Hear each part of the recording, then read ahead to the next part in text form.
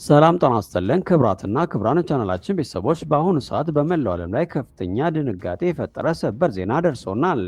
በአሜሪካና በኢራን መካከል ለአምስት ወራት ያክል ሲካሄድ የቆየውና መላውን መካከለኛው ምስራቅ ወደ ታይቶ የማይታወቅ የጥፋት አዘቅት ውስጥ የከተተው መጠነ ሰፊ ጦርነት በአሁኑ ሰዓት እጅግ አስገራሚና ያልተጠበቀ ዲፕሎማሲያዊ ለውጥ አስተናግዷል። ባለፈው ረቡዕ ዕለት በፕሬዝዳንት ዶናልድ ትራምፕ ትዕዛዝ የተሰነዘረው ከባድ የጥቃት ማዕበልን ተከትሎ አሜሪካና እስራኤል በዚህ ሳምንት መጨረሻ ላይ በኢራን የነዳጅ ማጣሪያዎች፣ የኤሌክትሪክ ኃይል ማመንጫዎችና ወታደራዊ ይዞታዎች ላይ የተቀናጀና እጅግ አጥፊ የሆነ የአየር ጥቃት ለመሰንዘር ሙሉ በሙሉ ተዘጋጅቶ ነበር ተብሏል። ፕሬዝዳንት ትራምፕ የአሜሪካ ጦር ኃይል ከሁለተኛው የዓለም ጦርነት ወዲህ ታይቶ በማይታወቅ ወታደራዊ ጥንካሬ፣ ኃይልና አስፈሪነት ለመምታት ዝግጁ ሆኖ ተቀምጧል በማለት በይፋ ከተናገሩም ከጥቂት ሰዓታት በኋላ ይህንን የተቃረበ ጥቃት በድንገት ለማቆም ወስነዋል።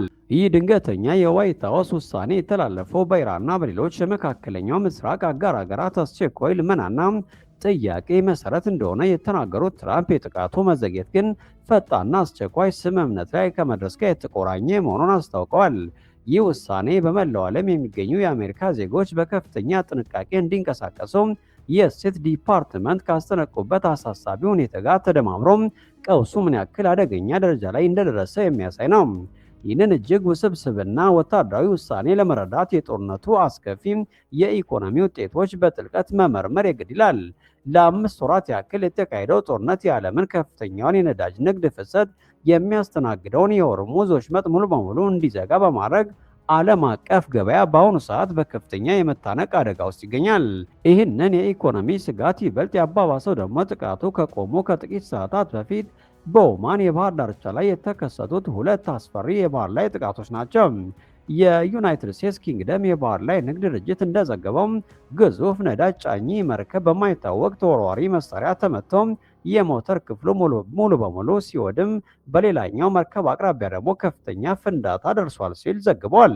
ይህንን ታይቶ የማይታወቅ የባህር ላይ ትርምስ ለመግታት ፕሬዝዳንት ትራምፕ ያቀረቡት ፈጣን ስምምነት ዋናው ቅድመ ሁኔታ የሆርሙዝ ወሽመጥ በአስቸኳይና ያለምንም ቅድመ ሁኔታ እንዲከፈትና የኢራን የኒውክሌር ፕሮግራም ለአንዴና ለመጨረሻ ጊዜ እንዲቆም ማድረግ የሚሉ እጅግ ከባድ ጥያቄዎችን ያካተተ ነው።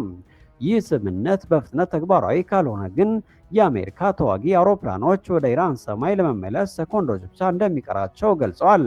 ከዚህ ከባድ ወታደራዊ ውሳኔ በስተጀርባ የተካሄደው የሳዑዲ አረቢያ ሚስጥራዊ ዲፕሎማሲያዊ ጣልቃ ገብነት የኃይል ሚዛኑን ሙሉ በሙሉ የቀየረ ክስተት ሆኖ ተመዝግቧል። የሳዑዲው አልጋ ወራሽና ትክክለኛው የሀገሪቱ መሪ ልዑል መሐመድ ቢን ሰልማን ለፕሬዝዳንት ዶናልድ ትራምፕ በስልክ ባደረጉት አስቸኳይና ስሜታዊ የተሞላበት ጥሪ አሜሪካ በኢራን ላይ ልትሰነዝረው ያሰበችውን ጥቃት በአስቸኳይ እንድታቆም አጥብቀው ለምነዋል ተብሏል። ሳዑዲ አረቢያ በዚህ ሳምንት መጀመሪያ ላይ በኢራቅ ከሚገኝና የኢራን ድጋፍ ካላቸው ታጣቂዎች ወደ ሳዑዲ የሚተኮሱ ድሮኖችን ለመግታት ከአሜሪካ ጋር በጋራ ወታደራዊ እርምጃ ብትወስድም የኢራን መሰረተ ልማት ሙሉ በሙሉ ከወደመ ግን ቀጣዩ ጥቃት በራሷ በሳዑዲ የነዳጅ ሀብት ላይ እንደሚሆን ተረድታለች።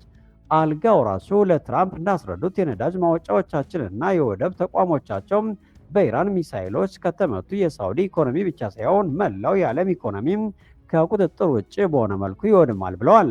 ይህ የሳዑዲ አረቢያ በአሜሪካ የውሳኔ ሰጭነት ላይ ያለው ታሪካዊ ተጽዕኖ ትራምፕን ከጦርነት ይልቅ ወደ ድርድር ጠረጴዛ እንዲመለሱ ያስገድደው ዋናው ዲፕሎማሲያዊ ምሰሶ ሆኗል። በሌላ በኩል ደግሞ የቴህራን አመራሮች የያዙት ጽኑና አስፈሪ ያጸፋ ጥቃት መመሪያ መላውን የመካከለኛው ምስራቅ ሀገራት በታላቅ ፍርሃት ውስጥ ጥሏቸዋል። የኢራን የውጭ ጉዳይ ሚኒስትር አባስ አራቅቼ ከቱርኩ የውጭ ጉዳይ ሚኒስትር ሀካም ፊዳን ጋር ከፓኪስታኑ ፊልድ ማርሻል አሲም ሙኒር ጋር ባደረጓቸው አስቸኳይ የስልክ ውይይቶች አሜሪካ ለምትወስደው ለማንኛውም ጀብደኛ ወታደራዊ እርምጃ ኢራን ተመጣጣኝና እጅግ አስፈሪ ምላሽ እንደምትሰጥ አስጠንቀዋል። ይበልጥ አሳሳቢው ግን አራቅቼ ከሳዑዲው የውጭ ጉዳይ ሚኒስትር ልዑል ፈይሰል ቢን ፈርሃን ጋር ባደረጉት ውይይት ያስተላለፉት ማስጠንቀቂያ ነው። ኢራን በአጥቂዎቿ ላይ የአይን ላይን የመከላከያ ስትራቴጂ እንደምትከተልና ማንኛውም የባህረ ሰላጤው ሀገር ለአሜሪካ ወይም ለእስራኤል ጥቃት ድጋፍ ካደረገ የኢራን ሚሳይሎችና ድሮኖች በሳዑዲ አረቢያ፣ በተባበሩት አረብ ኤሚሬትስ የነዳጅ ማውጫዎችና በኳታር የጋዝ መስኮች ላይ ከባድ ጥቃት እንደሚሰነዝሩ የኢራን ከፍተኛ የደህንነት አባል በሆነው ኒውክለስ በኩል በይፋ ገልጸዋል። ይህ በኃይል ማመንጫዎች ላይ የተደቀነው የጋራ ጥፋት በክልሉ ሀገራት በሙሉ በአንድ ድምፅ ጥቃቱ እንዲቆም እንዲጮሁ አድርጓቸዋል። የዚህ ጦርነት የጎንዮሽ ተጽዕኖዎች አጎራባች ሀገራትን አደጋ ላይ መጣል የጀመሩት ገና ጦርነቱ ሳይስፋፋ ነው። የኩዌት ጦር ኃይል በወጣው አስቸኳይ መግለጫ በሀገሪቱ ሰሜናዊ ክፍል የሚገኝ ቁልፍ የመንግስት ተቋማትና በቡኒያ ደሴት ላይ የሚገኝ አንድ የግል ኩባንያ ይዞታን ለማጥቃት ከኢራን የተተኮሱ ድሮኖች መጥቶ መጣሉን አረጋግጧል። ምንም እንኳ በሰው ሕይወት ላይ የደረሰ ጉዳት ባይኖርም የወደቁት የድሮን ፍርስራሾችና የብረት ስብርባሪዎች በኩዌት መሬት ላይ ከባድ ቁሳዊ ውድመት አድርሰዋል። ይህ ጥቃት ኢራን ለጎረቤቶቿ የምታስተላልፈው መልእክት ግልጽ ነው። በአሜሪካ የሚመራው ጦርነት ከተቀጣጠለ ማንም ሀገር ሰላም እንደማያገኝ የሚያሳይ ነው። በተመሳሳይ ጊዜ የሳውዲና የአሜሪካ ተዋጊ አውሮፕላኖች በኢራቅ ሰማይ ላይ ባደረጉት የተቀናጀ ጥቃት የኢራን ደጋፊ የሆኑ ታጣቂዎች ወደ ሳውዲ ድሮኖችን ለማስወንጨፍ የሚጠቀሙባቸውን የሎጂስቲክስ እና የመሳሪያ ማምረቻ ጣቢያዎችን ደምስሰዋል። እነዚህ ትናንሽ ወታደራዊ ፍልሚያዎች የሚያሳዩት ክልሉም በአሁኑ ሰዓት በየትኛውም ደቂቃ ሊፈነዳ የሚችል የባሩድ በርሜል ላይ ተቀምጦ እንደሚገኝ ነው። በአሁኑ ሰዓት ወታደራዊ ጥቃት ለጊዜው ቢቆምም ከበስተጀርባ የተዘረጋው የዲፕሎማሲ መስመር ግን እጅግ አድካሚና ተሰባሪ ነው።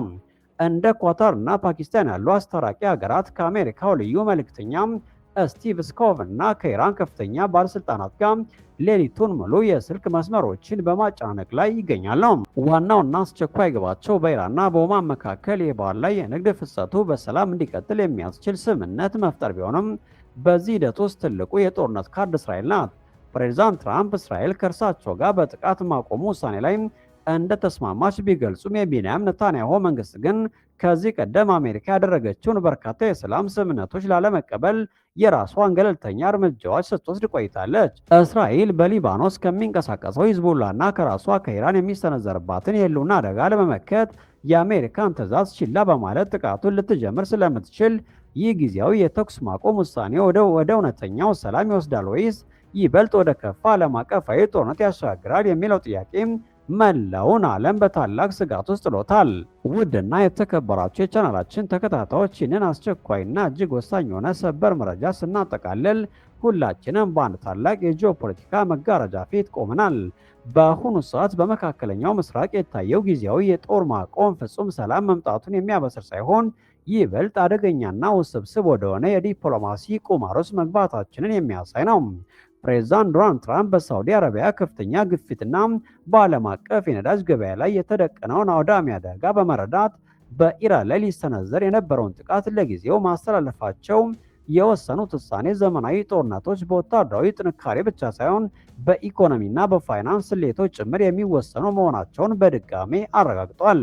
ይህ ጊዜያዊ ቆምታ ላፍታም ቢሆን ለዓለም ትንፋሽ የሚሰጥ ቢሆንም ከበስተጀርባ ግን እጅግ ሰፊ የሆነ አለመረጋጋትና ስጋትን ጥሎ አልፏል። በኳታር በፓኪስታንና በኦማን በኩል የተጀመረው የሽምግልና ጥረት የሆርሙዝ ወሽመጥን በቋሚነት ለማስከፈትና የኢራንን የኒውክሌር ፕሮግራም ለመዝጋት የሚያስችል እውነተኛ ስምምነት በፍጥነት ማምጣት ካልተቻለ ቀጣዩ እርምጃ ወደ ከፋና ታይቶ ለማይታወቅ ከፍተኛ ወታደራዊ ግጭት መመለስ እንደሚሆን ምንም ጥርጥር የለውም።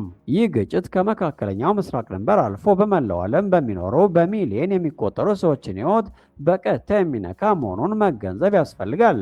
የሆርሙዝ ወሽመጥ መዘጋት ለረጅም ጊዜ የሚቀጥል ከሆነ ወይም በፋርስ ባህረ ሰላጤ በሚገኙ የነዳጅ ማውጫዎች ላይ ቀጥተኛ ጥቃት ከሰነዘረ የዓለም የነዳጅ አቅርቦት በአንድ ጀንበር ይቋረጣል። ይህ ደግሞ ታይቶ የማይታወቅ የዋጋ ንረትን፣ የኢኮኖሚ ውድቀትንና የዓለም አቀፍ የንግድ መስመሮችን ማስተጓጎሉን ያስከትላል። ይህ ጉዳይ በሩቅ በሚገኙ ሀገራት ላይ የሚካሄድ የፖለቲካ ጨዋታ ሳይሆን ከየትኛውም የዓለም ክፍል የሚኖረን ተራ ዜጋ የዕለት ተዕለት ኑሮና የኑሮ ውድነት የሚወስን ጉዳይ ነው። ለዚህ ነው በሚቀጥሉት ጥቂት ሰዓታትና ቀናት ውስጥ ዋይት ሀውስ በሪያድና በቴህራን መካከል የሚደረጉትን እያንዳንዱን ሚስጥራዊ ድርድሮች በከፍተኛ ትኩረትና ጥንቃቄ መከታተል የሚገባን። ጤና ይስጥልን።